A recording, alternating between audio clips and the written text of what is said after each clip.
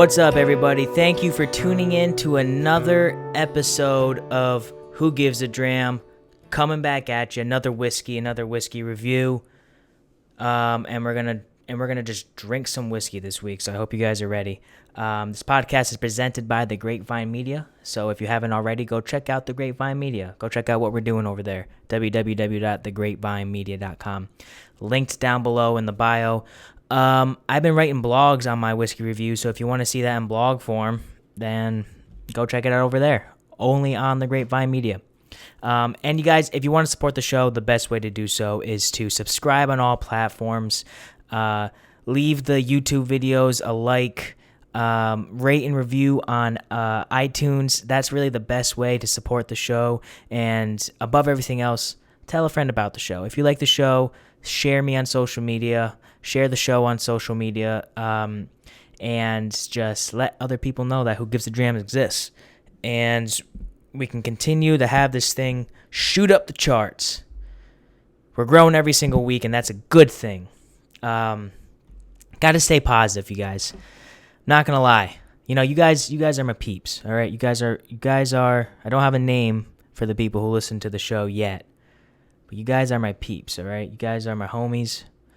And not only do I use this podcast as an excuse to drink whiskey by myself, but I also like to vent sometimes. And today's going to be one of those episodes, all right? Today's going to be one of those episodes where we vent a little bit, all right? That's just what we're going to do today. I'm recording this late, not late in the day. This isn't a late night podcast like last podcast. Which if you haven't checked out last week's episode, it got kind of weird because it was so late at night. And I'll link that down below in the bio. So go check out last week's episode where we reviewed Elijah Craig Toasted Barrel. But this week we're recording late, like it's Monday, and I released this Wednesday. I usually get this recorded on Sundays at the very latest, if not Saturdays. And honestly, I don't have any excuse why. I've been lacking just a general sense of motivation recently. And I don't know why. I'm not sure why. I'm trying to pinpoint what it is, but I just am struggling to do the things that I know that I should be doing. And this isn't me asking for help or nothing like that. I'm just saying the first thing that comes to my mind. That's how we do it on this podcast, you guys. That's how we do it. That's why you people listen, is because I'm just saying what's ever on my mind, and we're drinking whiskey while we do it. And what's on my mind is that for some reason I'm struggling to find the motivation to do the things that I know I need to do. And I don't know what that's from. I'm not really too sure where that's from, but we're gonna fight through it. It's nothing to fight through. It's just you just gotta do it. You gotta do the things that you gotta do, and that's it. So even when I don't feel like recording this podcast, I'm gonna come in here and I'm gonna record it. And even if I'm not feeling lively, I'm gonna force myself to get lively, and that's what we're doing. Yelling in this room by myself every single week for 41 weeks now. Technically 42, since we missed 1 week out of 41 episodes. And if you guys haven't seen already, this week we're doing Four Roses Single Barrel on the podcast. This is a whiskey that I had a long time ago. I always buy it for other people, but I have never owned it since until recently. So I'm excited to do this bottle on the show today. I'm excited to give it a try. I'm usually not a huge fan of Four Roses, especially their high rye mash bill, which this whiskey is. I've just never been quite fond of it, but this is my gifting bottle. This is what I gift people because the bottle looks cool. It's got the rose etched into the glass. It just looks like a classic bottle, and everybody knows the name Four Roses for the most part, but when they see that it's single barrel, it almost comes with a little bit of prestige to it. So we're going to review this on the podcast this week, and we're going to see if we like it or not. We've done the small batch on the podcast before. I don't remember what I rated it, but we're going to do the single barrel today. and we're gonna give it an honest who gives a dram review. But before we get into the whiskey, and now that I'm done venting about me not having any motivation, and that's so boring to talk about, so I won't talk about it anymore. I want to take care. Well, not take care. I want to just talk about a few things. Let's let the whiskey sit in our snoot glass while we do this. We're gonna open the whiskey now. What's weird about Four Roses is the single barrel is that they're I don't know if you can see it on the video podcast, but the cork is like really high into the cap, or the cap just sits really low. So every time I go to open this bottle, I think I'm breaking the cork. Which, if you're a whiskey drinker or a wine drinker, you know that that's so annoying to do, and that's the last thing you want to happen. But the first thing I noticed was this was a real cork. It's not a fake cork, not a rubber cork, which is good. So let's get this into the snoot glass. Pour some in there. Let it rest, so we can give it a legit sniffy poo test once the time comes. But yeah, so I wanted to talk about a few things before we get into the whiskey review. What have I been drinking this week? And I think it's important to talk about what we've been drinking this week because it's actually not important. It's not important. I just like to say what I've been drinking. I had a glass of Rebel Yell 10 year. This week, and I revisited it after a little while of giving it a break, and I got like a huge oakiness to it, and I really enjoyed it. It's actually funny enough the same proof as this now I think about it. They're both 50% or 100 proof, although neither of them are bottled in bond. These are both sitting at the same proof point, and I just really enjoyed it. I'm looking at it right now on my whiskey shelf, and we're going to do Rebel 10 year soon here on the podcast, but every whiskey has its time. It will come. I also have been drinking a shit ton of Buffalo Trace. I say it all the time, but I think Buffalo Trace is just going to be my go-to for a very long time. Just a perfect sipping bourbon, and I've been finding it more readily available in my area, and it's just such a classic bourbon that it can never go wrong with a pour of Buffalo Trace.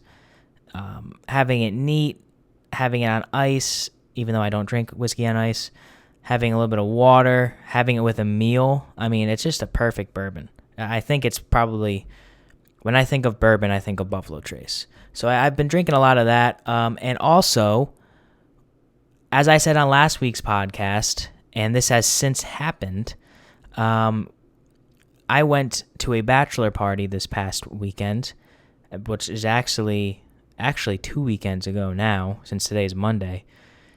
And I drank, me and my brother, Kale, who is a friend of the show. You guys have seen him on the show before. We finished a bottle of Eagle Rare in one night. And the craziest thing about that is I was not hungover the next day. And I'm impressed by that because, like, let's say it was half and half a bottle for me, half a bottle for him. I mean, that's still a lot of whiskey, and it was like a night. It wasn't throughout the day. It was at night. It was like a few hours, maybe 5 or 6 hours worth of drinking. That's a lot of whiskey, and Eagle Rare isn't sitting very high in terms of proof point, but still a lot of whiskey. And I wasn't even hungover a little bit. I wasn't even a little bit hungover, and I mean, I'm super young. I'm very young. I'm not even a quarter of a century old yet, and that's probably why. But since I started drinking whiskey a lot, I naturally drink a lot of water too. So I've been drinking whiskey, and then every time I have a whiskey, I have a water as well. And just that combination, although you pee more, it helps so much the next morning. you can have all of these hangover solutions. You can have Pedialyte, Gatorade, having fried food, taking whatever type of pill or drug, or you can have your remedies. But what I have found to be the greatest hangover preventer is a water after every whiskey, a good meal, and taking a Motrin or an ibuprofen before bed. If you do all those things, you will not get a hangover. Also, it helps to smoke a cigar, I think. And that's important because, cigars are awesome, but that's important to the story because although I wasn't hungover, I did, and this is going to be nasty because I am such a stickler when it comes to brushing my teeth. I brush my teeth like at least 3 times a day, sometimes 4 times a day. And I smoked that cigar. We were having a good time celebrating, my cousin's bachelor party. We're all drinking. We're all just hanging out, chilling, having a great time, and smoking cigars and whatnot. And I did not brush my teeth before bed. And I woke up the next morning and my mouth, I felt like I was, what's a good way to put this? I felt like I was, what was that movie where Jim Carrey gets a really dry mouth? I gotta Google that. That's gonna bother me. Jim Carrey dry mouth. What was it? Me, Myself, and Irene. When he's, yeah, right at the beginning there. Underrated Jim Carrey movie, by the way. Me, Myself, and Irene. That movie's freaking hilarious. But you can, his mouth gets so dry that white stuff starts forming along his mouth, and it's actually pretty gross. But of course, Jim Carrey's the best actor, with body movement and stuff. So he was killing it. That's how I felt when I woke up. I drank a bottle of water faster than I've ever drank a bottle of water before, and I wasn't even thirsty. But I needed the water. I was like a plant. I needed the water to restart my insides, and especially my mouth and my it was the worst, and it's nasty to even think about. So definitely brush your teeth after smoking a cigar. But regardless, drank a whole bottle of Eagle Rare, no hangover, and I'm proud of that. Very proud of that. Had to drive 2.5 hours home the next day. No problem at all. I felt fantastic. So that's what I've been drinking. I've been drinking Rebel. I had a glass of Rebel 10. I had a glass of Buffalo Trace last night, and that bottle of Eagle Rare, and just kind of sipping different bottles here and there. I don't think anything else. I'm sure I've had stuff at my parents' house too, but I don't remember. And I also, the cigars I've been smoking too, I'm going to start talking about this, so maybe you guys can start, I can start recommending cigars to you guys too. I've been smoking, my go-to cigar lately has been a Monte Cristo White Series Toro. Just a solid cigar through and through. But I also bought for my good friend Tyler's and Meg's wedding on the day before the bachelor party on Thursday, that I also mentioned on last podcast. I bought a Romeo, what is it? Romeo and Julieta. I don't really know how to pronounce it because it's not Romeo and Juliet. It's Romeo and Julieta because there's an A at the end. But I bought the Churchill, and it's a cheap cigar. I think it was like $8.50, but I really enjoyed it a lot. So I think I'm gonna start having those kicking around. I have a little, I don't have it in my studio right here, but I have I have, just not in here, a portable leather humidifier or a humidor that my parents got me for Christmas that I store my cigars in, and I always have at least one in there. Right now it's a Monte Cristo, but I'm gonna add a Romeo and Julieta. But the Monte Cristo White Toros and the Macanudo Cafe Hyde Parks are my two go-to cigars. Mild cigars. I love the Connecticut wrappers. Gotta rep Connecticut. You know what I'm saying? And there's just so many whiskeys that pair well with mild cigars that maybe it's just for me because I'm a novice cigar smoker where even a mild cigar sits heavy in my mouth. So yeah, I could even drink a barrel proof with a mild cigar and they match really well together. I also smoked this weekend at the party a Swisher Sweet. A Swisher Sweet. Just blew that W into the microphone. Sorry. A Swisher Sweet. Smoked one of those this weekend. That was fun. Haven't had one of those in a very long time. And yeah, they're sweet. They're definitely sweet cigars. I used to only smoke sweet cigars like when I was young. Not like when I was like 18 or something like that. I would smoke Fat Bottom Bettys and Acid Cuba Cubas. And they're fine for what they are, but I quickly grew out of like the sweetness in a cigar. I don't like it. Like I said last podcast, or maybe it was 2 podcasts ago, I like my cigars to taste like hay. That's why the Pappy Van Winkle cigars are always my favorite, because they taste like hay. I'm a horse. Let's get into the whiskey though. I haven't had any whiskey today. I've actually barely had water. That's not true. I probably had like 3 bottles of water today. But let's get right into the whiskey, you guys. Let's this smells like you can just like you can pick out a 4 Roses whiskey anywhere. They are so apparent. They're so easy to pick out, I think. Especially this particular mash bill because it's the high rye. And 4 Roses to me are always spicy. They're always spicy. And that's what I'm getting on the nose here. So again, 4 Roses single barrel. Obviously bottled and distilled by 4 Roses. 50% alcohol. 100 proof, a 750 milliliter bottle. Distilled and aged by 4 Roses Distillery, Lawrenceburg, Kentucky. This particular barrel is from warehouse number US and barrel number 49-5P.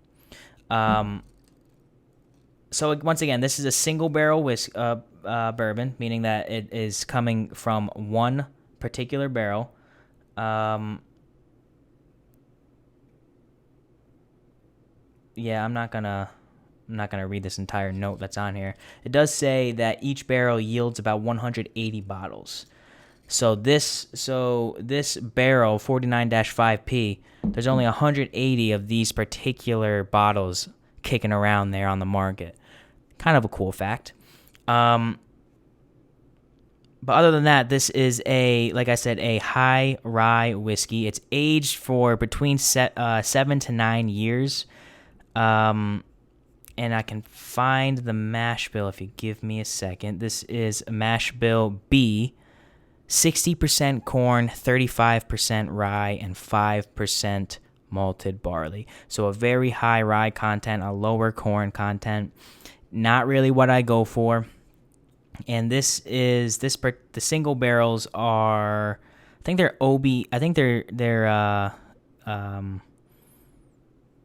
yeast strain OBSV. So what 4 Roses does is they have 2 different mash bills, and then they have 10 different yeast strains that they use. So they have a lot of variety within their whiskeys. The single barrel is made up of mash bill, E that we just said, and it's OBSV for the yeast strain. And that is delicate fruit and rye is supposed to be the overarching descriptors. But yeah, there's not much else about the 4 Roses single barrel. Like I said, it's always been a whiskey that I've gifted to people because I've always liked the bottle. And I do like the small batch, as we've already reviewed it on the show here. I'm getting strong spice on the nose. It is a cool bottle, though. I love how the rose is stitched in or etched into the glass. It's a really sharp-looking bottle. Really like it. The bottle doesn't necessarily affect the score for me, but it kind of does. You gotta have a cool bottle, and 4 Roses single barrel is killing it with the bottle. So what I get on the nose is I do get a floral and fruity note, but it's very spice forward. So it's like a spicy fruit and with a little bit of a floral note behind it. It is, yeah, that rye spice is very prevalent on the nose. I also get some cinnamon and a little bit of vanilla. But mainly it's that fruity floral spice that I get with this. Maybe a little bit of honey as well. Not a whole lot going on with the nose to me. It's very pleasant. It's not very in your face. I'm giving it a swirly poo right now to kind of break it up a bit.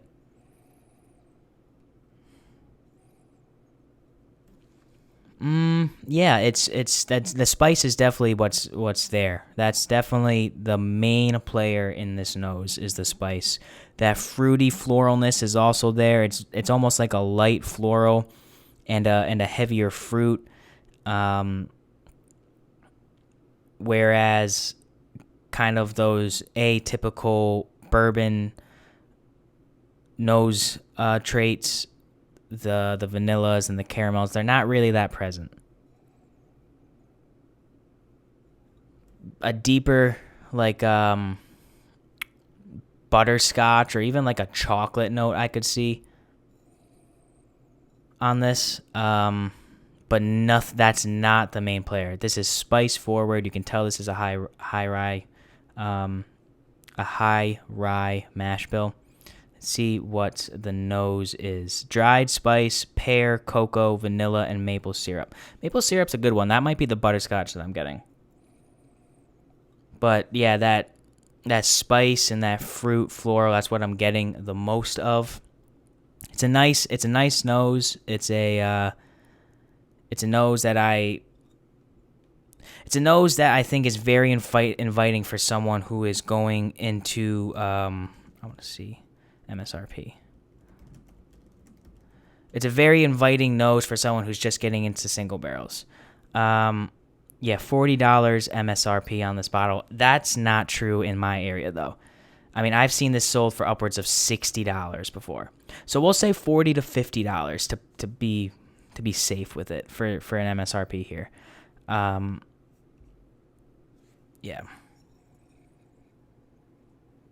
That darker fruit, that lighter floral note, that's what's taking over. There's not much. It's not that there's not much to it. Just it's not as heavy as I remember the nose being.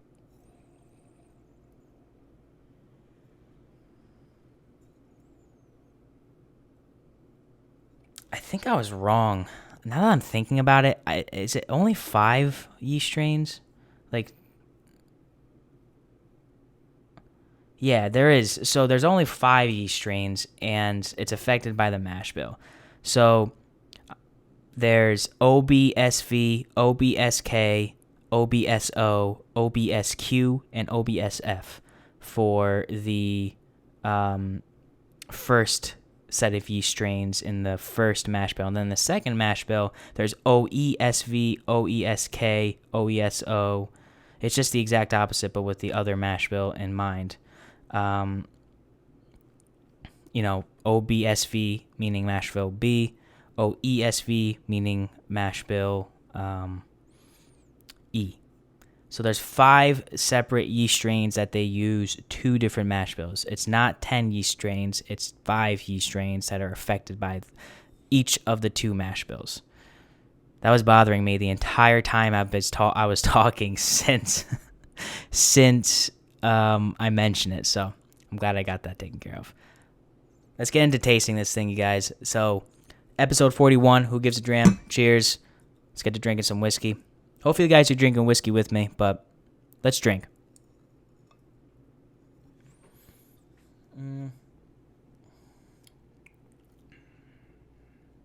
Oh, that's spicy. Not a lot. This is my first sip of whiskey today. Sometimes I think it's better to wet your beak a little bit when you're doing whiskey podcasts or whiskey tastings or something like that, just with something that you are familiar with. I feel like sometimes you don't get a true tasting note until you've had whiskey in your system. Because that doesn't really taste like anything to me. That just tastes like whiskey. It's definitely hotter and spicier. It's translating from the nose quite well.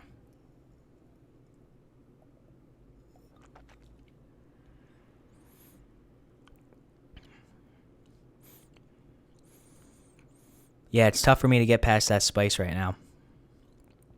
A little bit of vanilla. Those fruits, it actually is kind of translating from the nose quite well.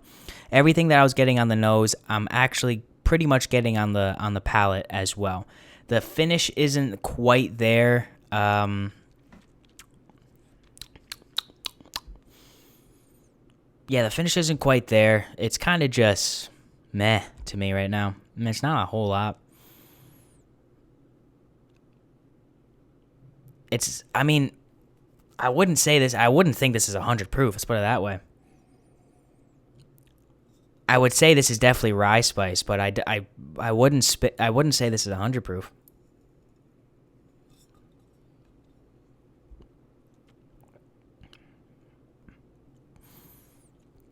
Yeah, that rye spice is there. I almost get like a mint.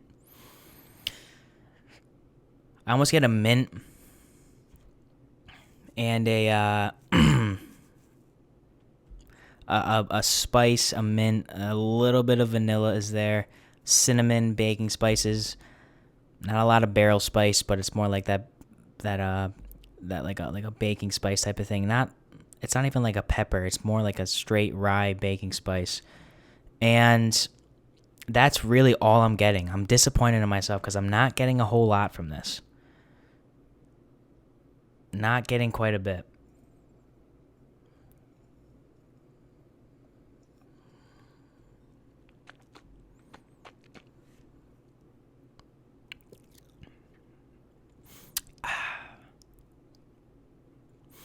Yeah. That's all I'm getting. Just a lot of rye spice, some cinnamon, a little bit of vanilla oak, and like mint. I feel like I've been chewing a piece of gum after, like, the finish is mint as well. Like, I feel like I've been chewing a piece of mint gum now that it's coating my gums. Let's see what the tasting notes say. Hints of ripe plum and cherries, robust, full body, and mellow. Yeah, I don't know. I guess I could see the cherries a little bit, but I don't really get that. I get more of a vanilla. I suppose it's full body. Like, it's there. It's definitely got a makes my mouth feel dry. Yeah, that's really all I'm getting. Sugar, like, I guess like that vanilla brown sugarness is there, along with definitely that rye spice, definitely a little bit of mint. This is a crushable bottle, though. This is a crushable bottle because it feels like you're drinking whiskey because of that rye spice. So this is probably why I picked this as my gifting bottle. Besides what it looks like, the first time I drank this, I probably was like, this tastes like whiskey. And you might be saying, Connor, that's a dumb thing to say because you drink whiskey every single week. Everything you drink is whiskey. You are absolutely right. But I feel like to the vast majority of people, whiskey is hot, whiskey is spicy, I feel like most people correlate whiskey with like that hotness in their mouth or in their throat, and like a spiciness rather than the typical bourbon flavors. So I think this is a great entry into a single barrel whiskey. Although I'm not a huge fan of Four Roses in general, I do enjoy this. Would this be my first choice for a single barrel? No. Would I pay $50 for this bottle? No. I don't even remember what I paid for this. I know I didn't pay $50. It might have been like 46 or 47. It was not $50. But again, I've seen this for upwards of $60 in a lot of spots. So it could be where I am. It could be, southeastern New England. Oh, by the way, speaking of southeastern New England, we just got hit with that Hurricane Henry. And let me tell you, as someone that was in the hurricane, I actually was in the eye of the hurricane when it touched down on the coast. It touched down in New London County and Westerly. I live in let's put it this way. I live in that area. That's where I live. I'm not gonna say exactly where I live, but I live in that area. So the hurricane touched down right where I lived, and we didn't lose power, which was a great thing, and it wasn't that bad. Some downed trees here and there, and a little bit of this, a little bit of that. We've been through way worse storms before, so this was a hyped up storm that did not follow through with what all the weathermen and weather women said was going to happen. So we're good. We're A-okay over here. But anyways, I don't remember where I was going with that. Oh, yes I do. Yeah, it could be where I am, why this whiskey's marked up. But regardless, I would not pay. I think $40 for this. I think $40 might even be a little bit much for me. I mean, with $40, you are getting into the areas of. I mean, in terms of single barrels, well, you can never find a Colonel E.H. Taylor single barrel for $40. But like even just in $40 whiskey range, you're above Eagle Rare, you're above E.H. Taylor Small Batch, you're above Buffalo Trace. You're sitting right about what are we looking at? Henry McKenna 10-year. You're sitting right about there.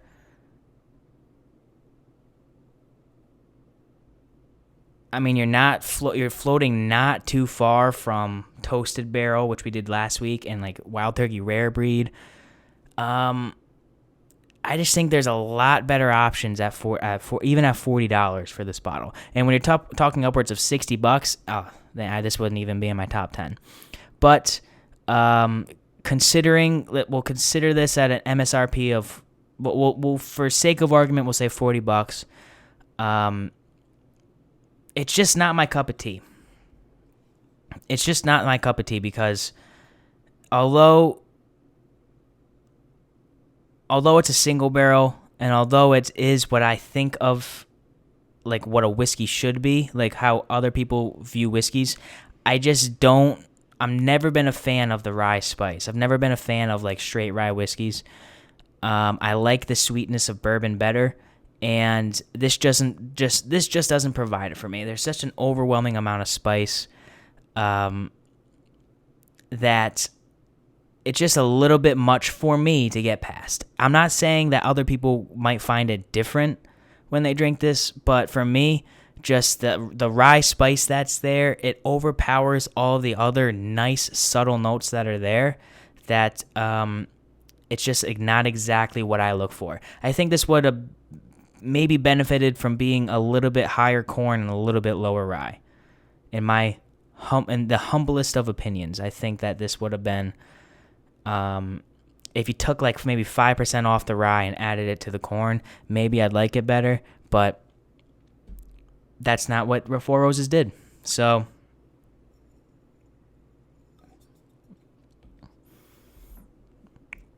one more sip. Yeah, I mean, this is a listen. No whiskey's bad whiskey. I'm gonna say that this is probably like an 8.2 on the Who Gives a Dram scale. I don't remember what I gave the small batch, but a single barrel. What's great is you can find this everywhere. That's a great thing. You can find this whiskey anywhere. But even for $40, I mean, I'm picking a lot of other whiskeys ahead of this. That's just me. But it's nice that this is readily available. This will continue to be a gifting whiskey for me because I do like it. I can tell someone and say, listen, I like this whiskey. I think it's a great starter whiskey for someone looking into single barrels. And what I would be very curious to try is the barrel strength version of this to see how the barrel spice plays in with the rye spice that's already present. I might hate it, but it might open up a whole brand new avenue for me. We did Peerless Rye Whiskey, barrel strength on the podcast, and I enjoyed that. So I would be curious to see what I get from this. But we're going to keep it at 8.2 now for the Who Gives a Dram scale. If you find this for around $40, I would pick it up and try it. If you're a fan of rye, I guarantee you'll like this whiskey. If you like that spiciness, I guarantee you'll like this whiskey. This will be worth every single penny. I'm glad I have it. I won't rush to fill it back on into my whiskey, onto my whiskey cabinet once it's gone, but I'm glad I have it now. And I'm glad we did it on the podcast this week for episode 41. And I'm just remembering now, we didn't do the athlete. You guys got to start yelling at me when I forget to do this stuff.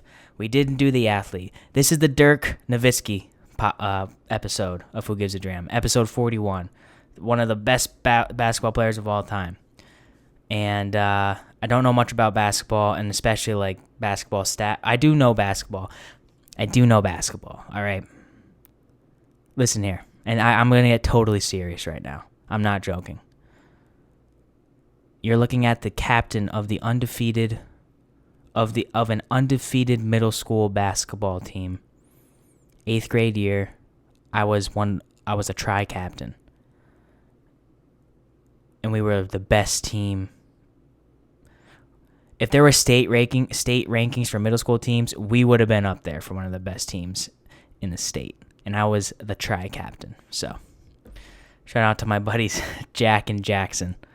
The 3 captains. Did I average 4 points a game? Yeah.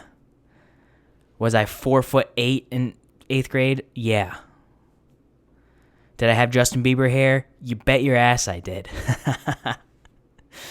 But, so I do know a lot about basketball. No, I don't. But I know about basketball. I just don't know enough to be like, oh, Dirk Nowitzki did this and this and this. I know he won a championship with the Mavericks, but we'll leave it at that.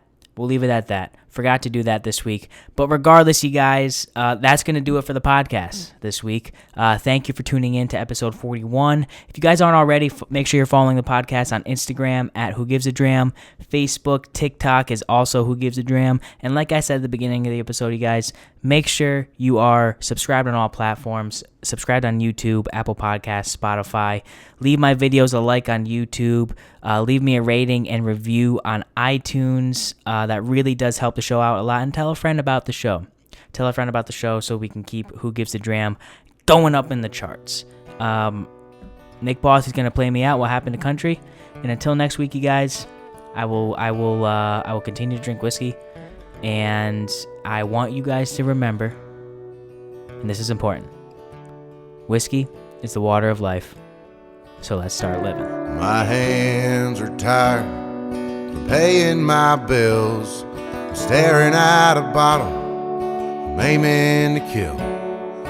Weeks passing by and the seasons keep changing. I'm playing my song, trying to make me a name.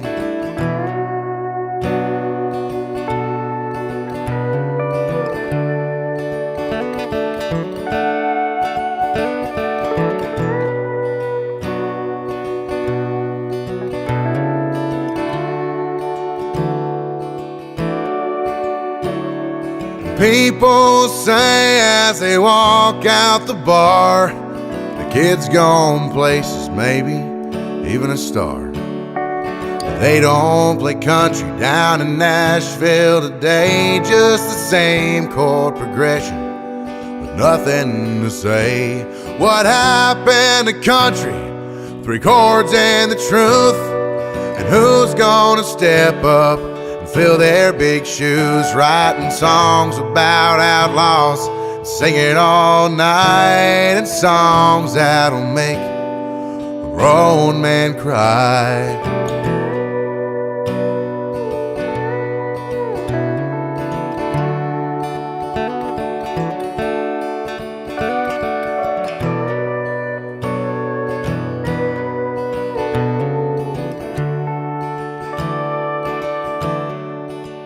They use auto-tune now down on Music Row.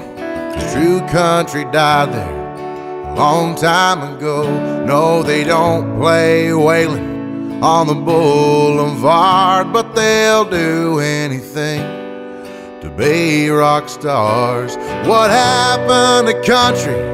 3 chords and the truth. And who's gonna step up and fill their big shoes, writing songs about outlaws, singing all night, and songs that'll make a grown man cry.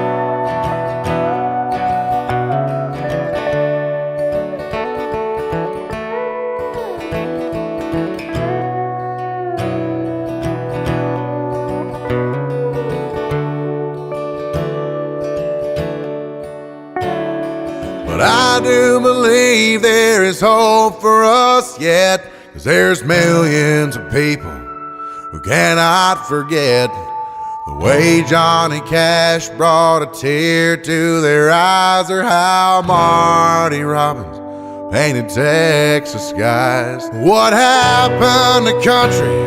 3 chords and the truth. And who's gonna step up and fill their big shoes, writing songs about outlaws, singing all night, and songs that'll make a grown man cry. A grown man cry. A grown man cry. I won't let country die.